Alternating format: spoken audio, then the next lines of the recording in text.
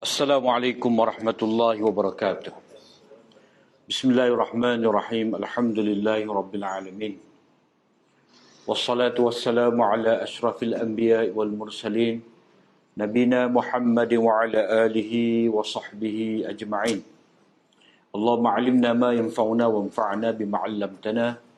Allahumma faqihna fid din wa 'allimna at-ta'wil wa zidna 'ilman ya rabbal alamin. Rabbi syrah li sadri wa yassir li amri wahlul 'uqdatam min lisani yafqahu qawli.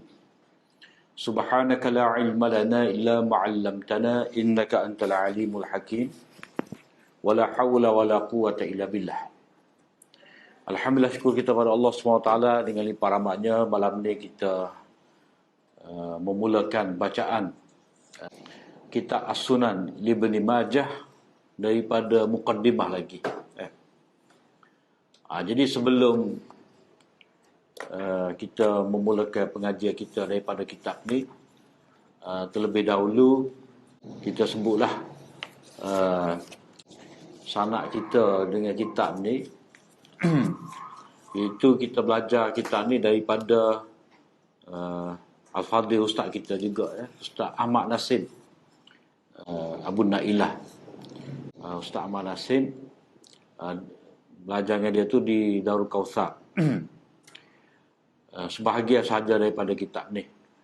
Dan beliau mempelajari kitab ni daripada Syekh Mufti Nizamuddin Syamzai Asyahid.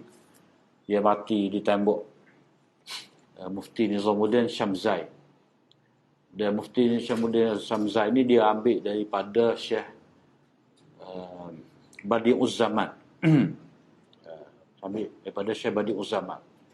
Kalau mengikut Maulana Asri pun dia melalui Syekh Badi'uz Zaman juga. Kemudian naik atas tu dia akan bertemu sampailah kepada Syekh Abdul Ghani Al-Mujaddidi Ad-Dahlawi, cucu kepada Syekh Waliullah. Dia ambil daripada Syekh Abdul Aziz. Syekh Abdul Aziz ni ambil daripada Syekh Waliullah. Dan sanak tu daripada Syekh Waliullah kepada Ibnu Majah tu masyhur lah. Dia ada kitab khusus. Cuma kita sebut tarik yang terdekat, beberapa tabaqah, beberapa lapis yang terdekat ni. Bismillahirrahmanirrahim. Rabbi yassir wa la tu'assir wa tamim bi khair. Subhanaka la ilma lana illa ma 'allamtana innaka antal alimul hakim. Wa sallallahu ala nabiyyina Muhammadin wa ala alihi wa sahbihi ajma'in.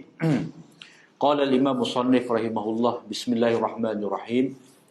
Kitabul Muqaddimah. Bab ittiba'i sunnati Rasulillah sallallahu alaihi wasallam. Wa bil isnad al-muttasil ila al-Imam Ibn Majah al-Musannif. Haddatsana Abu Bakr Ibn Abi Shaybah qala haddatsana Syarik an al-A'mash an Abi Salih an Abi Hurairah qala qala Rasulullah sallallahu alaihi wasallam ma amartukum bihi fakhudhuhu wa ma nahaitukum anhu fantahu. Wa bihi qala haddatsana Muhammad ibn Sabbah qala anba'ana Jarir anil A'mash an Abi Salih an Abi Hurairah qala qala Rasulullah sallallahu alaihi wasallam dharuni ma taraktukum fa innama halaka man kana qablakum bisu'alihim wa ikhtilafihim ala anbiya'ihim fa idza amartukum bi syai'in fakhudhu minhu mastata'tum wa idza nahaitukum an syai'in fantahu. Jadi kitab seperti yang mana kita sebut hari itu, kitab Ibnu Majah ni adalah kitab sunat yang bermula dengan kitab-kitab hukum. Kitab-kitab hukum yang terdiri daripada kitab Taharah, kitabus Salah, kitabus Zakah, kitabus Saum dan seterusnya. Dia bermula dengan kitab-kitab hukum. Dan sebelum masuk kepada kitab ahkam, sebelum masuk kepada kitab tentang Taharah, Imam Ibnu Majah terlebih dahulu membuat muqaddimah. Jadi nota kita ni, kitab muqaddimah bab pendahuluan ini mengandungi 24 bab. Semua tu ada 24 bab yang meliputi 296 hadis. Banyak juga mukadimah ni 266 hadis. Ia adalah satu mukaddimah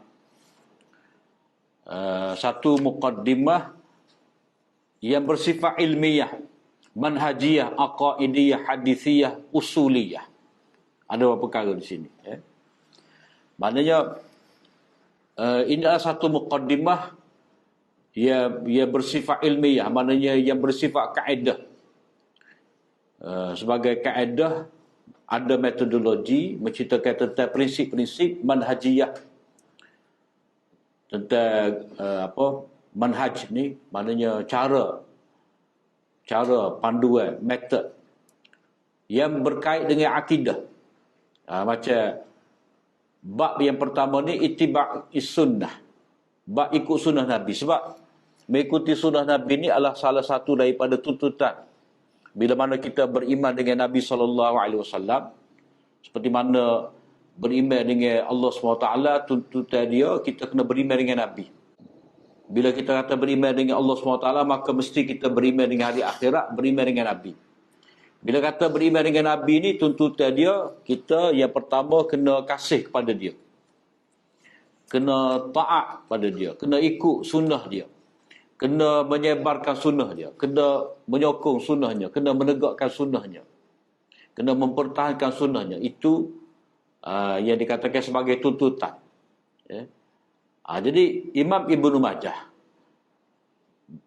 beliau menyebut di mukaddimah ni perkara akidah yang berkait dengan Nabi SAW. Kemudian dia berkait dengan hadisiyah. Yang ni mukaddimah ni dia mengandungi prinsip-prinsip hadis. Antara prinsip hadisnya itu hendaklah menjaga dan meriwayatkan hadis Nabi SAW seperti mana yang diterima. Cara seperti mana yang diterima itulah kita kena sampaikan kepada generasi berikut. Kemudian dia ada mukaddimah ni berkenaan dengan usuliyah. Yang ni kita mesti mengagungkan sunnah Nabi sebagai sumber rujukan kita. Begitu juga dikatakan sebagai mukaddimah ni, mukaddimah hadisiyah berkenaan dengan hadis, iaitu hendaklah kita berhati-hati dalam menyandarkan sesuatu kepada Nabi SAW. Kita hendaklah berwaspada, takut-takut terjerumus dalam mereka-reka hadis, memasukkan hadis, mengaitkan kepada Nabi sallallahu alaihi wasallam sesuatu yang bukan hadis baginda. Kemudian bila kata ikut sunnah Nabi sallallahu alaihi wasallam ni, maka dia berkait dengan kaedah usuliyah juga, iaitu mengikuti sahabat. Itu yang dikatakan satu mukaddimah manhajiyah, aqaidiyah, hadisiyah, usuliyah. Dia akan ada prinsip-prinsip usul. Usul fiqh lah. Usul fiqh. Maknanya usul dalam memahami nas. Setiap imam hadis memulakan kitab mereka dengan pendahuluan yang berbeza, mengikut manhaj masing-masing, mengikut cara masing-masing.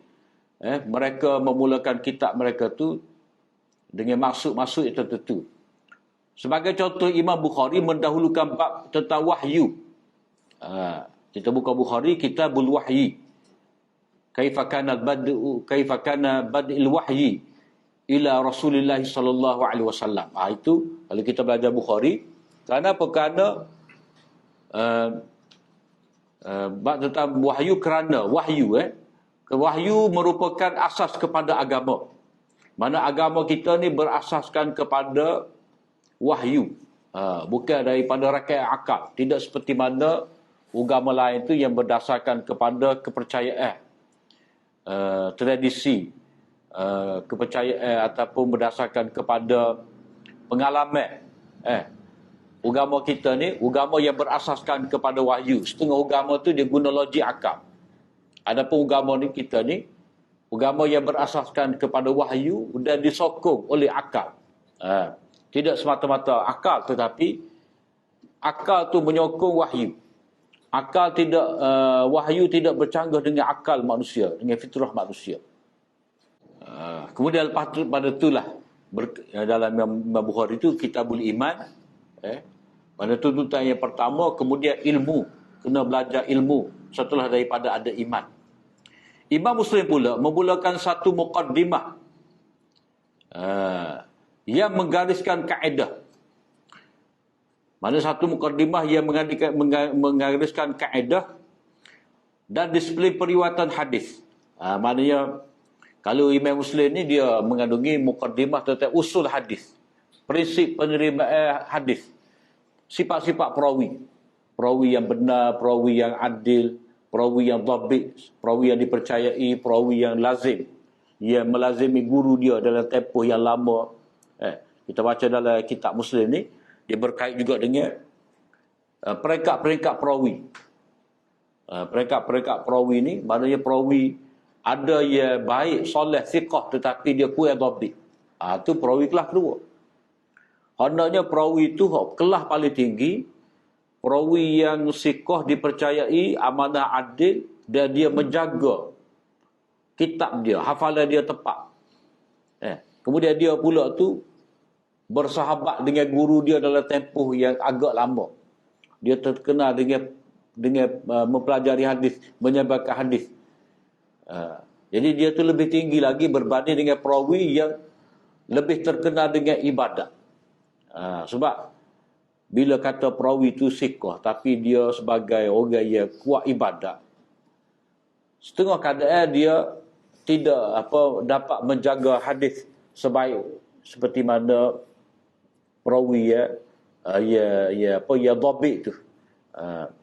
Ia lebih memberi tumpuan dalam menjaga, mencatat hadis-hadis.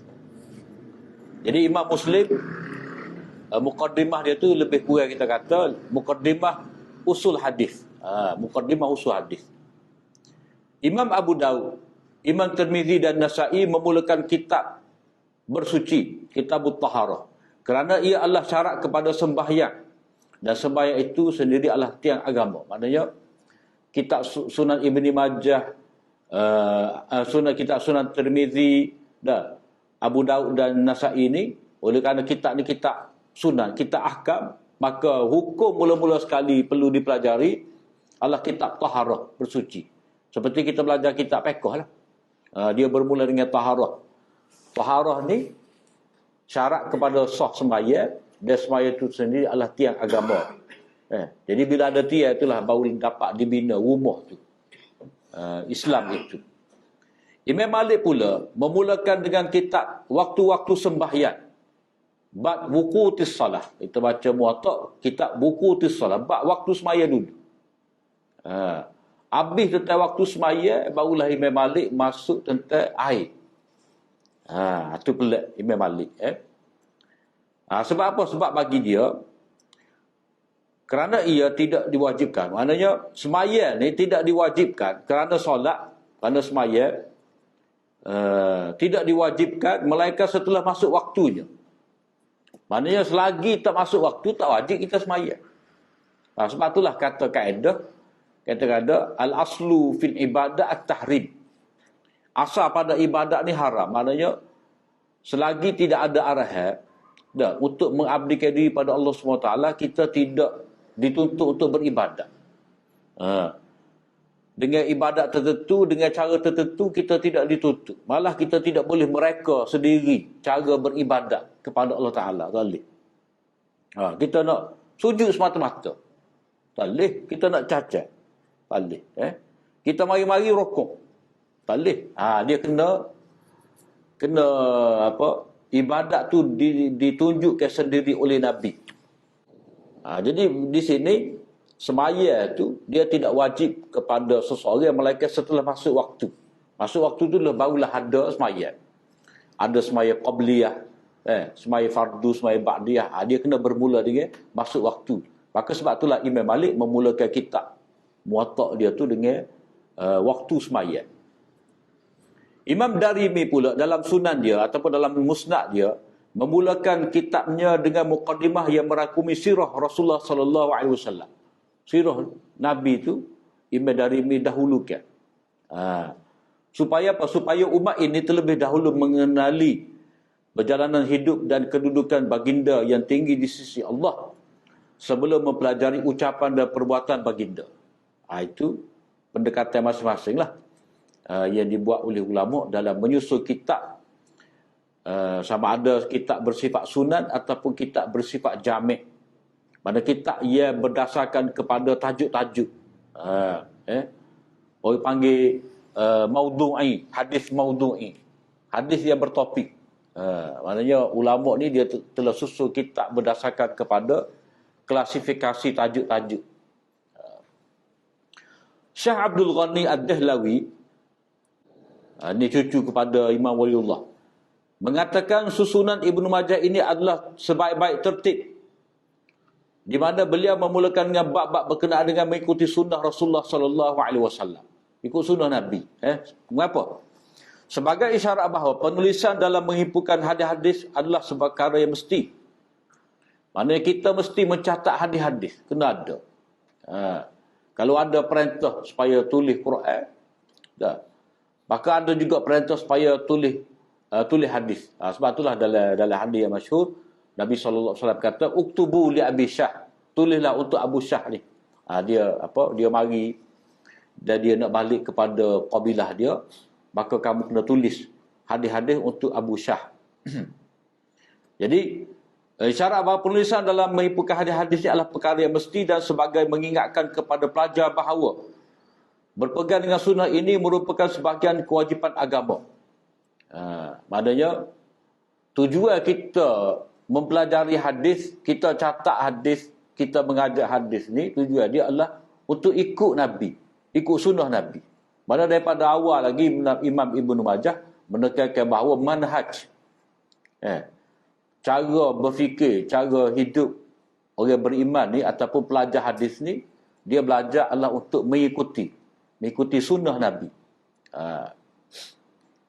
Kenapa? Kerana ini sebahagian kewajipan agama. Seperti kita sebut tadilah. Antara tuntutan bila mana kita beriman dengan Nabi SAW, maka kita kena mengikuti sunnah Nabi. Kita kena taat kepada perintah Nabi. Kemudian disusuli dengan bab-bab akidah, iaitu iman dan takdir. Dia akan ada bab tentang iman dengan takdir ni, iaitu dalam bab yang ke-9. Bab yang ke-10. Bab iman dengan takdir. Jadi biasanya dalam bab iman ni, ulama hadis ni dia berhadapan dengan golongan Murji'ah yang menafikan amal juzuk daripada iman. Dah. Begitu juga akan ada tentang bab akidah satu lagi, bab qadar, bab takdir. Sebab kita ni akan berhadapan dengan golongan qadariyah yang menafikan takdir. Kerana ia adalah kewajipan yang pertama kepada mukallaf, iman dan takdir. Sebab dalam hadis Tirmizi yang kita baca, tidak beriman seseorang itu sehinggalah dia mengetahui bahawa, dia yakin bahawa apa-apa yang berlaku itu adalah sesuatu yang telah ditetapkan oleh Allah SWT ke atas diri dia. Jadi selagi dia tak terima takdir, maka dia tidak dikira beriman kepada Allah SWT. Kemudian diikuti dengan keutamaan sahabat. Iaitu dia akan ada bab fi fadailis sahabah. Ataupun hak ni orang panggil bahagian manaqib, kelebihan-kelebihan sahabat. Kerana mereka adalah penyampai dan pembawa sunnah itu kepada kita. Mana perawi kita. Kita terima agama melalui sahabat. Kita terima Quran melalui sahabat.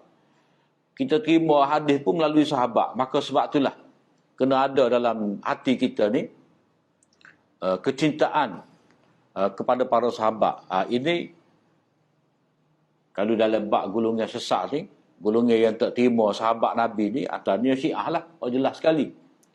Yang kedua Khawarij. Khawarij. Yang membenci Sayyidina Ali. Ataupun satu lagi golongan yang terlalu mengangkat lebih-lebih Muawiyah ni. Dia panggil golongan Nawasib. Terlalu mengangkat lebih. Muawiyah dia benci pada Sayyidina Ali, panggil Nawasib.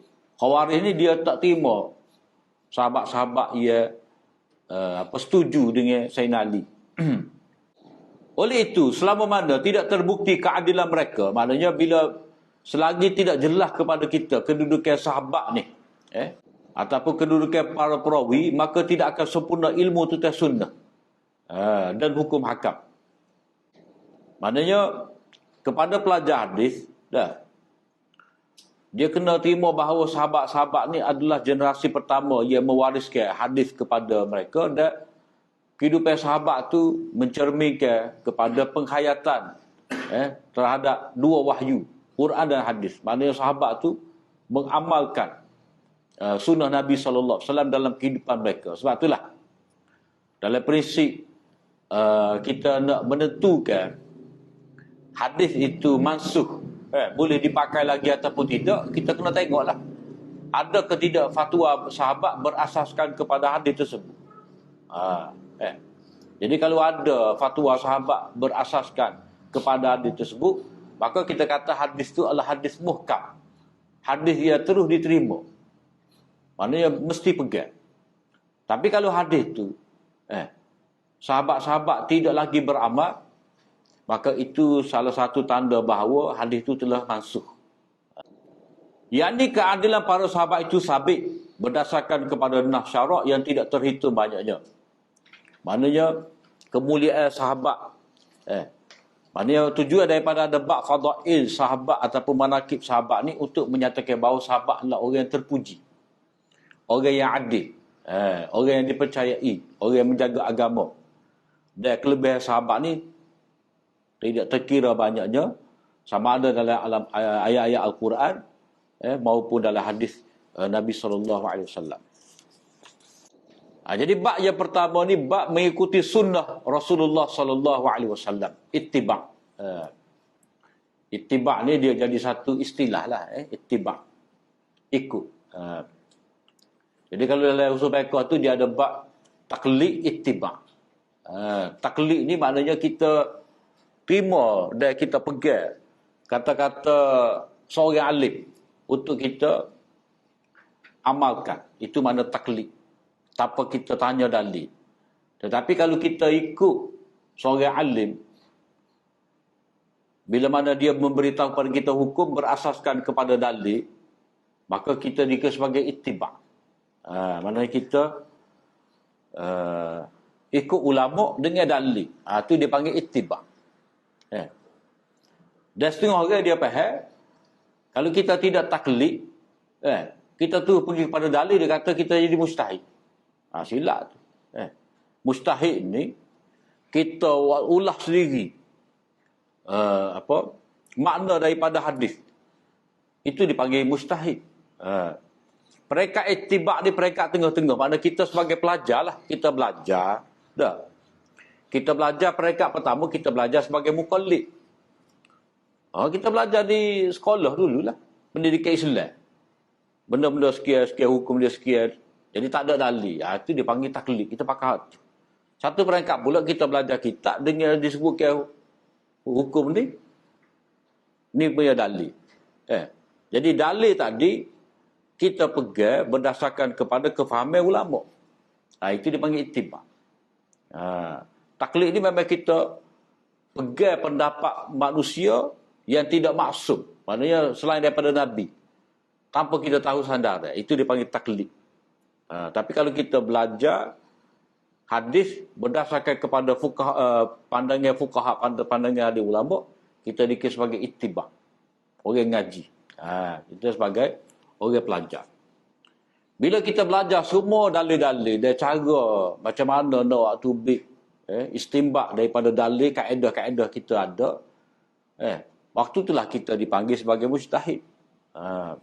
Jadi tidak berarti kita tidak pegang kata-kata seorang alim ni, berarti kita mengenepikan mazhab ataupun pendapat ulama. Jadi ittiba', maknanya mengikut dalil. Mana mengikuti sunnah, yakni ittiba' sunnah ialah berpegang teguh dengan sunnah dalam semua aspek kehidupan. Maknanya kita letak diri Nabi tu, laqad kana lakum fi rasulillahi uswatun hasanah liman kana yarjullaha wal yawmal akhir wa dzakarallaha katsira. Sesungguhnya pada diri Nabi SAW itu terdapat contoh teladan yang baik Bagi orang yang mengharapkan pertemuan dengan Allah Ta'ala, orang beriman dengan hari akhirat, mengharapkan pahala daripada Allah Ta'ala, mengharapkan pertemuan dengan Allah Ta'ala dari kiamat. Jadi dia kena itibak sunnah ni sebagai satu, sehingga menjadi satu manhaj, sistem dia hidup, pendekatan, sistem hidup, cara berfikir dan cara bertindak. Jadi katakan ikut sunnah.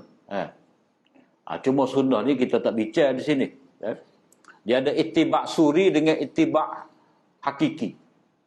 Itibak suri ni kita ikut 100%. Kalau dalam hadis tu Nabi makan gandum, Nabi makan watambah, dah. Kalau ia dikatakan Nabi pakai selipar, capar, dia lagu tu, kita pun ada lagu tu juga. Kita pakai uta, naik uta, dah. Nabi pakai jubah, kita pakai jubah. Kita betul-betul ikut tu, dia panggil itibak suri. Itibak pada rupa, pada perjalanan. Pada perjalanan. Kayu sugi kita tu kita tak guna beruh ni, ubak ni dak. Kita pakai kayu arak, memang guna tu. Tu dipanggil itibak suri. Kadang-kadang itibak suri dia capu. Antara benda Nabi buat tu, Nabi sebagai Rasul, Nabi sebagai manusia biasa, Nabi sebagai orang Arab, Nabi sebagai seorang bapa, dan seterusnya. Dia capu belakang tu. Satu lagi dipanggil itibak hakiki ni, maknanya kita itibak ikut cara Nabi, maksud Nabi. Macam Nabi sendiri pun tidak suruh kita makan gandum, mesti makan watambah dari semua keadaan. Nabi mempelbagaikan jenis makanan, jenis pakaian. Maknanya kita tidak terikat. Itu mafhum dia. Maknanya kita dalam bab ni Nabi tidak mengongkong ataupun mengikat kita. Asalkan benda tu siapa amat terlambat. Macam contoh, masih lagi dikira orang tu ikut sunnah Nabi walaupun dia guna beruh Allah ni. Cak Arabi kau gapo kau. Dengan ubak gigi macam-macam ada ni. Dah. Dikira mengikut sunnah, kerana maksud daripada gosok gigi itu bukan alat tu sendiri, tetapi kebersihan. Kebersihan. Macam juga kenderaan. Kenderaan. Walaupun kita tak naik unta, kita naik kereta, naik motosikal, tetap dikira kita sebagai ikut sunnah. Sunnah bab berkenderaan. Dah. Bab berkenderaan, baca doa ketika naik kenderaan, bawa kenderaan dengan tidak memudaratkan orang. Kita pilih kenderaan yang selesa, kita tidak kutuk. Kita tidak maki hamun kepada kenderaan kita. Itu termasuk di bawah sunnah Nabi, kita itibak secara hakiki. Jadi ada itibak zahir, ada itibak hakiki. Jadi setengah orang dia taksir ni hak suri. Dia nak hak hakiki. Ada setengah orang dia hanya mementingkan hak suri, hak hakiki dia tidak. Jadi kita kena fahamlah. Setengah daripada itibak suri itu diperlukan sebagai kecintaan kepada Nabi sallallahu alaihi wasallam, dan lebih penting itibak hakiki. Jadi dimaksudkan dengan itibak sunnah ni, menjadikan sunnah sebagai manhaj. Manhaj dalam bab kita berkeluarga, bekerja, cari pitih, bermuamalah, beribadat. Bukan setakat berpakaian dan makan saja kita ikut sunnah ni, tetapi dalam semua perbuatan kita, tidak tanduk kita. Maksud sunnah pada bahasa ialah jalan yang dilalui, at-tariqah al-maslukah. Asal mana sunnah ni jalan. Man sanna sunnatan hasanah, siapa yang buat satu jalan, satu cara. Sebab Nabi kata man sanna sunnatan hasanah falahu ajru man amila biha. Wa man sanna sunnatan sayyi'atan fa alaihi ajru man amila biha. Siapa-siapa yang memulakan cara yang baik, maka dia mendapat pahala daripada orang yang beramal. Sesiapa yang buat satu cara ataupun jalan yang tidak baik, maka dia menanggung dosa orang yang buat tadi. Maknanya sunnah tu pada asalnya jalan. Sementara maknanya pada istilah tidak jauh bezanya daripada makna bahasa. Bagaimanapun istilah sunnah berbeza mengikut disiplin ilmu. Ahli hadis, ahli usul dan fuqaha mempunyai perspektif tersendiri dalam menjelaskan makna sunnah. Maknanya mengikut bidah lah. Mengikut bidah. Mengikut bidah masing-masing dia ada istilah dia. Menurut ahli hadis, sunnah adalah segala yang bersumber daripada Nabi Muhammad sallallahu alaihi wasallam. Apa-apa yang dinisbahkan kepada Nabi, sama ada dalam bentuk perkataan, perbuatan, pengakuan, takrir dipanggil. Pengakuan itu takrir, pengesahan. Maknanya dibuat sesuatu di hadapan Nabi, Nabi tak larang, itu dipanggil takrir. Seperti Khalid Al-Walid makan dhab tu. Nabi tak makan tapi Nabi tak larang. Nabi tidak mengharamkan, Nabi membenarkan. Kemudian dalam bentuk tabiat. Tabiat ni maknanya rutin dia lah. Budi pekerti, akhlak ataupun perjalanan hidupnya sama ada sebelum menjadi seorang rasul ataupun sesudahnya. Itu pun dikira sebagai sunnah. Mengikut ahli hadis. Maknanya apa yang diriwayatkan lah, itu dikira sebagai sunnah. Manakala sunnah mengikut perspektif ahli usul fiqh ialah setiap perkara yang bersumberkan daripada Nabi SAW, selain Al-Quranul Karim, sama ada perkataan, perbuatan atau pengakuan yang dijadikan sandaran hukum syarak. Maknanya ahli usul fiqh ni dia melihat sunnah tu dari segi punca untuk mengambil hukum. Maknanya lepas daripada Quran, hadis Nabi, sunnah Nabi. Jadi kalau kita baca kitab usul ni, dia kata usul syar'i arba'ah, Al-Quran was sunnah wal ijma' wal qiyas. Ada 4 punca, 4 prinsip, 4 sumber untuk pengambilan hukum: Quran, sunnah, ijma' dan qiyas. Itu mengikut ahli usul.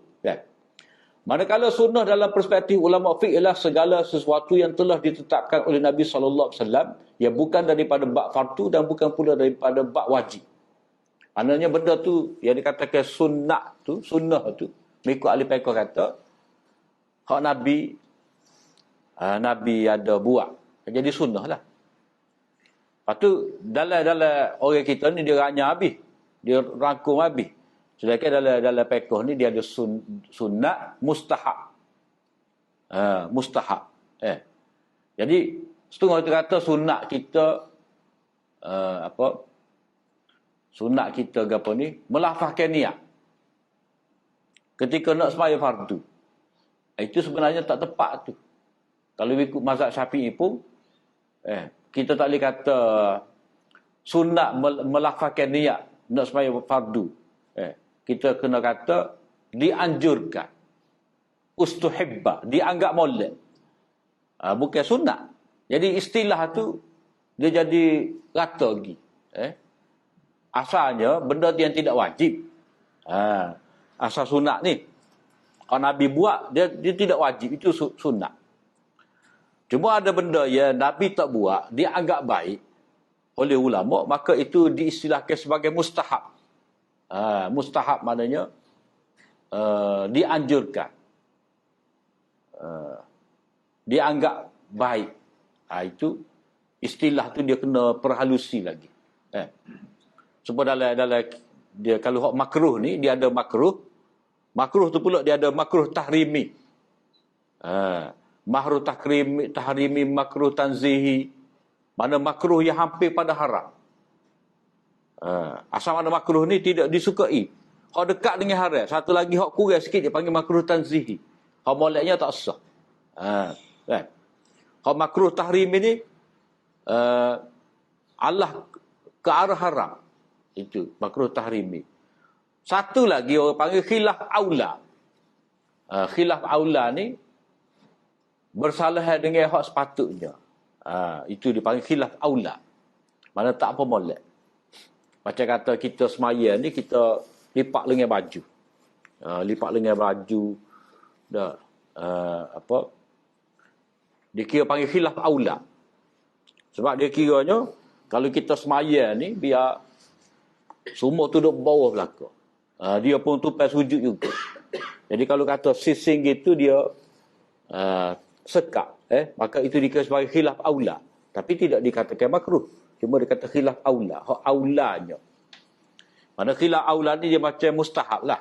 Standard dia. Di sisi ulama mutaqaddimin, mana ulama peringkat terdahulu, sunnah bermaksud akidah yang benar. Ketika disebutkan lawan kepada fahaman yang menyeleweng. Mana bila sebut sunnah ni sebenarnya disebut ketika berhadapan dengan fahaman golongan yang menyeleweng, golongan sesat ni. Itu maksud sunnah. Jadi golongan menyeleweng dalam akidah ni dia kita kata ahlul bid'ah wal ahwa. Dia panggil ahlul bid'ah wal ahwa. Maknanya orang yang mereka-reka sesuatu lepas daripada Nabi yang bukan daripada agama, yang mana mereka ni ikut hawa nafsu. Maksudnya ikut fikiran sendiri, mengenepikan wahyu, mengenepikan sunnah. Itu dia panggil ahlul bid'ah wal ahwa. Jadi bila kata sunnah, maknanya sebagai lawan kepada akidah yang menyeleweng. Akidah yang menyeleweng ni faham-faham lah. Faham yang baru muncul. Jadi faham yang baru muncul tu dia dikatakan bid'ah. Sebab dia berpegang, dia anggap ni hak benar.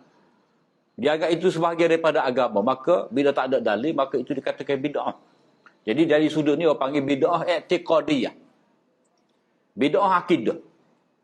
Bid'ah akidah ni macam apa? Golongan Mu'tazilah kata tak ada sikit pun syafaat. Masing-masing. Tak ada syafaat. Maknanya kalau orang tu buat dosa, tidak ada siapa pun yang dapat menyelamatkan diri dia. Itu bid'ah syafaat orang panggil. Sedangkan syafaat tu ada, sabit. Nabi sebagai pemberi syafaat.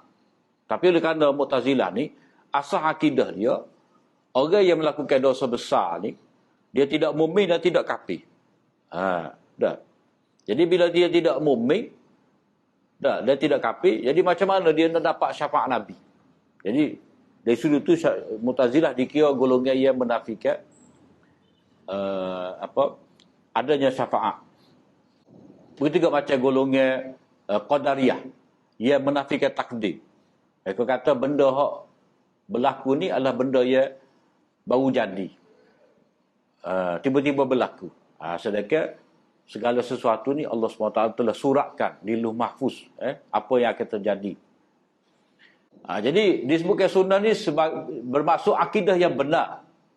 Biasanya ulama mutaqaddimin ni sebut ni bila berhadapan dengan faham yang menyeleweng seperti Khawarij. Khawarij yang mengatakan orang mukmin yang melakukan dosa besar maka dia menjadi kafir. Khawarij ni golongan yang mengkafirkan ahli maksiat. Golongan Mu'tazilah ia kata orang mukmin ni bila dia buat maksiat dia tidak lagi jadi mukmin dan tidak juga jadi kafir. Begitu juga golongan Mu'tazilah ni dia percaya tentang konsep keadilan. Konsep keadilan ni wajib atas Tuhan buat yang baik dan terbaik. Golongan Syiah ni golongan yang mengkafirkan sahabat. Kemudian golongan Murji'ah. Golongan yang mengatakan bahawa sebanyak mana dosa yang dilakukan oleh seseorang maka itu tidak memudaratkan iman. Iman tidak terjejak meskipun banyak mana dosa yang dia buat. Golongan Qadariyah golongan yang menafikan takdir. Golongan Jabariyah ni golongan yang menafikan usaha. Mana kita ni macam robot lah yang dipaksa buat sesuatu. Dan lain-lain banyak lagi lah. Jahmiyah, Mu'attilah, golongan yang menafikan sifat Allah. Sebagai contoh, ni maknanya sunnah tu dengan mana akidah. Sufyan ibn Uyainah berkata, sunnah itu 10 perkara. Sesiapa yang ada padanya bererti dia telah menyempurnakan sunnah. Dan sesiapa yang meninggalkan sesuatu. Meninggalkan sesuatu daripadanya bererti dia meninggalkan sunnah. Kemudian beliau menyebut beberapa perkara yang merupakan akidah ahli sunnah wal jamaah. Antaranya beriman dengan takdir, mengakui ada syafaat, adanya syurga, adanya neraka. Jadi dia sebut tu. Adanya mizan, neraca dari titi sirat. Maknanya 10 perkara ni dikira sebagai sunnah, maknanya akidah. Maka sebab itulah macam kita Imam Muzani tu kitab sunnah. Jadi kita buka tu hadis-hadis akidah saja. Macam juga usul sunnah. Imam Ahmad. Kita buka tu, nak suka juga sampai kita ngaji dulu, kita belilah kitab usul sunnah. Kita ingat aku ada sunnah-sunnah ke apa. Buka tu akidah belaka. Jadi istilah ulama dulu, bila kata sunnah tu maknanya akidah. Dalam pengajian akidah ni, pengajian tauhid ni, dia ada banyak nama. Ilmu akidah, ilmu kalam, al-fiqhul akbar. Al-fiqhul akbar ni mengikut Imam Abu Hanifah. Sebab dia kata ada fiqhul akbar, ada fiqhul asghar. Fiqhul akbar tentang tauhid, fiqhul asghar tentang fiqh hukum hakam. Jadi dia ada ilmu tentang ilmu akidah ni panggil ilmu kalam. Itu bila orang ahli kalam bahalah. Ilmu kalam, ilmu tauhid. Jadi nama ilmu akidah tu salah satunya sunnah. Ini disebutkan oleh riwayat daripada Ibnu Uyainah ni disebutkan oleh Al-Laka'i. Dalam kitab dia Syarah Usul I'tiqad Ahli Sunnah. Jadi kitab ni kitab yang menghimpunkan i'tiqad ahli sunnah ataupun i'tiqad ahli hadis. Yang diwarisi daripada sahabat dan para tabi'in. Dia ada 5 jilid semua. Yang dimaksudkan dengan sunnah di sini ialah jalan yang dilalui dalam agama. Itu. Kemudian perbahasan satu lagi ni, dari satu sudut sunnah lebih umum daripada istilah hadis. Maknanya kalau banding antara istilah hadis dengan sunnah, maknanya seolah-olah kalau orang tanya, apa beza ikut sunnah, apa kita kata tak ikut hadis? Selalu disebut ittiba'us sunnah, tidak kata ittiba'ul hadis. Kan? Dari segi kita belajar hadis. Tetapi ittiba' sunnah. Tu. Tak ada orang kata kita ni belajar sunnah. Kita kata kita belajar hadis. Tapi ittiba' sunnah. Jadi di sini antara istilah hadis dengan sunnah ni dia ada persamaan dan dia ada perbezaan. Dia tak sama 100%, dan dia tidak katalah bertentangan 100% tidak. Dia ada tepat persamaan. Tepat persamaan. Macam kita kata putih dengan susu lah. Putih dengan susu. Kalau putih tu tidak semestinya susu. Susu tu tak semestinya putih. Ada juga susu yang kuning. Ada. Jadi itu dipanggil nisbah ke apa tu dalam ilmu matematik tu dah. Dia panggil umum wa khusus min wajhin. Dia ada khusus dan umum pada satu sudut. Ada tempat temu dia tu. Seperti kita sebut tadilah. Antara putih dengan susu. Dah.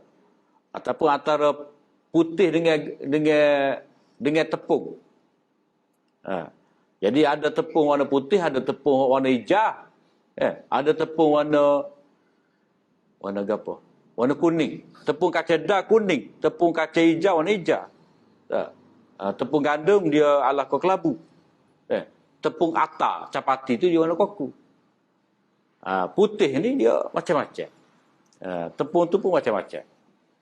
Jadi sunnah dengan hadis ni dia ada nisbah umum dan khusus pada satu sudut. Sunnah lebih umum daripada istilah hadis. Tu, kena faham. Sunnah juga diungkapkan kepada sunnah khulafa ar-rasyidin. Jadi orang tak kata hadis khulafa ar-rasyidin, tapi dikatakan juga sunnah khulafa ar-rasyidin. Dia pembahagian ni dia ada dalam hadis ni. Alaikum bisunnati wa sunnatil khulafa ar-rasyidin al-mahdiyyin min ba'di. Adalah kamu berpegang teguh dengan sunnah aku dan sunnah khulafa sesudah daripada aku. Jadi istilah sunnah sahabat tu ada. Seperti mana istilah sunnah Nabi. Sunnah khulafa dan sunnah Nabi. Dari sudut yang lain, sunnah lebih khusus daripada hadis. Sebab kalau kata orang tadi kan, kalau kata hadis ni dia mesti daripada Nabi. Orang tak kata hadis Abu Bakar. Cuma orang kata hadis Abu Bakar tu dengan arti hadis Nabi yang diriwayatkan oleh Abu Bakar. Kena faham juga. Orang kata hadis Jabir. Hadis Jabir dalam bab haji. Mana hadis yang diriwayatkan oleh Jabir daripada Nabi. Itu orang panggil gelaran nama. Tapi kalau kata-kata sahabat tu sendiri orang panggil mauquf ataupun asar. Asar. Ini adalah asar Ibnu Umar, asar Abu Bakar. Dari sudut yang lain, sunnah lebih khusus daripada hadis. Oleh sebab itu, hadis-hadis yang mansukh tidak dinamakan sebagai sunnah. Hadis yang mansukh ni mana hadis yang terbatal, hadis yang telah tamat tempoh pengamalannya. Maksud mansukh ni maknanya hukum yang telah tamat tempoh. Maknanya Allah Taala telah menetapkan dalam syariat dia ni satu hukum tu dia hanya berjalan hingga satu ketika. Macam contoh, macam contoh berwuduk kerana memakai makanan yang dimasak dengan api. Kalau hak dulu sesiapa yang makan makanan yang dimasak dengan api naklah dia berwuduk. Barulah dia boleh sembahyang. Dah. Kemudian lepas pada tu Nabi pun tidak lagi berwuduk bila mana baginda makan makanan yang dipanggang dengan api. Sebab ada hadis, banyak hadis menyebut Nabi sallallahu alaihi wasallam dia makan daging, dah. Nabi hanya basuh tangan dan berkumur tu sembahyang. Kalau peringkat dulu Nabi berwuduk lepas makan panggang. Jadi kita tak boleh kata oleh kerana ada hadis yang mana Nabi berwuduk selepas makan makanan yang dipanggang ni, kita kata sunnah ni. Sunnah berwuduk lepas makan makanan yang dipanggang dengan api. Itu kita tidak panggil sebagai sunnah kerana itu telah mansukh, tamat tempoh. Hadis adalah khusus dengan Rasulullah sallallahu alaihi wasallam. Itu satu sudut lagi. Maknanya kita tidak kata hadis kalau kata-kata Abu Bakar. Baginda memerintahkan supaya berkategori dengan sunnah, bukan dengan hadis. Maknanya bila kita terima benda ni, berarti baginda memerintahkan supaya berkategori dengan sunnah, bukan hadis. Maknanya ada beza antara sunnah dengan hadis. Jadi hadis itu maknanya hadis, kita kata hadis tadilah hadis ya mansukh, itu tidak sunnah. Cuma hadis ni dia lebih kepada istilah teknikal ataupun apabila kita belajar mustalah hadis, okey, dia ada hadis mutawatir, dia ada hadis maqlub, hadis ma'lul, hadis muttarib, hadis maudhu'. Kita tak boleh nak kata ni sunnah maudhu'ah, ni sunnah ma'lulah, ni sunnah muttaribah. Tak boleh. Sebab hadis tu dia, kalau kita agak hadis ni dia bahan mentah. Hanya sebagai dia panggil apa ni? Arkif lah. Apa yang panggil ni? Dalam bentuk dokumentari ni. Maknanya benda yang dihimpun. Dia sekadar maklumat. Hadis ni dia lebih kepada maklumat. Lepas pada itulah ulama proses. Jadi hak hadis dhaif tadi ataupun hak hadis ya ada penyakit, maka dia jadi lemah lah, tidak dikatakan sebagai sunnah. Tapi kalau hadis itu adalah hadis mahfuz, hadis yang selamat daripada percanggahan, maka kena tengok pula diamalkan tidak oleh sahabat sesudah daripada Nabi, maka bila terbukti diamalkan, maka kita boleh menamakan itu adalah sunnah. Hadis itu mensabitkan satu sunnah. Jadi hak Nabi suruh kita berpegang ni sunnah dia. Taraktu fikum amrain lan tadillu ma tamassaktum bihima, kitab Allah wa sunnata nabiyyi. Aku tinggalkan kepada kamu dua perkara, kamu tidak akan tersesat selama mana kamu berpegang dengan kedua-duanya, yakni kitab Allah dan sunnah Nabi-Nya. Maknanya dalam hadis ni Nabi tak kata alaikum taraktu fikum kitab Allah wa haditha. Tidak. Bukan haditha tapi sunnah. Ini riwayat Malik dalam Muwatta' secara balagh.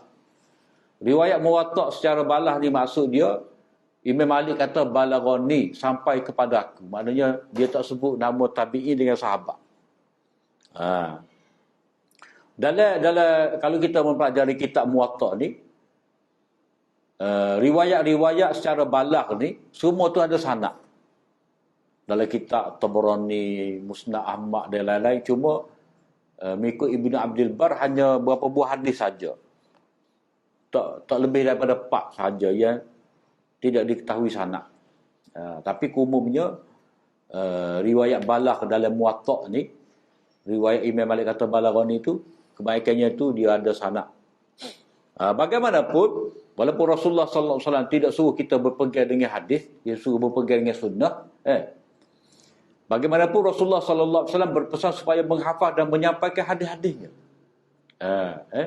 Nadarallahu 'abdan sami'a maqalati, yani hadisi, fahamalaha farubba hamilil fiqhi fihi ghairu faqihin wa rubba hamilil fiqhi ila man huwa afqahu minhu. Semoga Allah Ta'ala menyinari hamba yang mendengar ucapanku, yakni hadisku, lalu membawanya, menghafal dan menyampaikannya. Betapa ramai pembawa ilmu bukan seorang faqih, dan maknanya ramai orang bawa hadis tapi dia tak faham pun hadis. Dia hanya menyampaikan, dia hanya merekodkan kepada generasi kemudian. Jadi dia bawa tu kepada orang yang lebih memahami daripadanya. Mana perawi ni, kalau kita tengok belajar hadis, perawi-perawi ni dia mana ada mazhab setengah tu, tak terkenal pun. Dia ada hadis pun tak banyak, dalam 100-200. Tapi hadis yang dia pegang itulah, bila diterima oleh imam-imam, hadis tu menjadi dasar mazhab. Itu maksud hadis ni. Maknanya di kalangan ulama kita ni ada semata-mata perawi yang menjaga hadis. Ada juga ia semata-mata faqih. Dia proses je hadis. Dia tak riwayat hadis tapi dia proses hadis. Dia ada juga ulama yang menggabungkan di antara dua ni. Menjadi perawi hadis dan juga menjadi mujtahid faqih. Macam Imam Malik, Imam Syafi'i, Imam Ahmad. Imam Ahmad dia ada musnad dia. Dia ada musnad dia. Mana dia ada musnad sebagai perawi hadis dan dia ada mazhab sebagai dia seorang faqih. Imam Syafi'i lagu juga. Dia ada al-dia tu sebagai kitab hadis yang bersanad. Dan dalam itu juga dia beristihad. Sebab itulah dikatakan juga Imam Malik ni imam fis sunnah wa imam fil hadis. Imam Malik ni imam fil hadis wa imam fil sunnah. Maknanya Imam Malik bila dia meriwayatkan hadis dan dia tulis kitab Muwatta, maka dia adalah imam hadis. Bila dia mengembangkan pendapat dia berasaskan kepada hadis, berarti dia imam fi sunnah. Imam fi sunnah. Jadi asas perbezaan antara sunnah dengan hadis ni, itu adalah dia ada asas yang kuat. Jadi kita belajar hadis ni dia kena peka lah. Maksudnya antara hadis dengan sunnah tu dia ada perbezaan dan persamaan. Lepas tu ada satu hadis ni menyebut Allah marham khulafai. Ya Allah rahmatilah khulafa aku ni. Jadi sahabat tanya, manhum khulafa'uka ya Rasulullah? Nabi kata, alladzina ya'tuna min ba'di wa yarghuna ahadisi. Khulafa aku ni, kata Nabi, orang mari lepas daripada aku dan dia meriwayatkan hadis-hadis. Jadi perkataan ahadis tu jamak pada hadis ada dalam hadis Nabi. Mana Nabi mendoakan untuk mereka kerana mereka meriwayatkan hadis Nabi. Kemudian ayat-ayat Al-Quran yang menegaskan supaya mengikut sunnah tu, supaya tinggalnya, supaya mengikuti sunnah Rasulullah sallallahu alaihi wasallam, iaitu qul in kuntum tuhibbunallaha fattabi'uni yuhibbukumullah. Sekiranya kamu kasih kepada Allah Taala, maka ikutilah aku, barulah Allah Taala kasih pada kamu. Maknanya Allah Taala kasih pada kamu bila mana kamu kasih pada Allah, kamu kasih pada Allah Taala, barulah Allah Taala kasih pada kamu. Tanda kamu kasih kepada Allah, kamu ikut sunnah sunnah Nabi. Kemudian satu lagi ayat, wa ma atakumur rasulu fakhudhuh wa ma nahakum anhu fantahu. Apa jua perintah yang dibawa oleh Rasulullah sallallahu alaihi wasallam kepada kamu, maka terimalah serta amalkanlah. Dan apa jua yang dilarang, kamu melakukannya, maka patuhilah larangan tersebut, berhentilah. Itu mukadimah kita malam ni. Jadi mukadimah tentang bab ittiba' sunnah. Subhanakallahumma wa bihamdika asyhadu an la ilaha illa anta astaghfiruka wa atubu ilaik.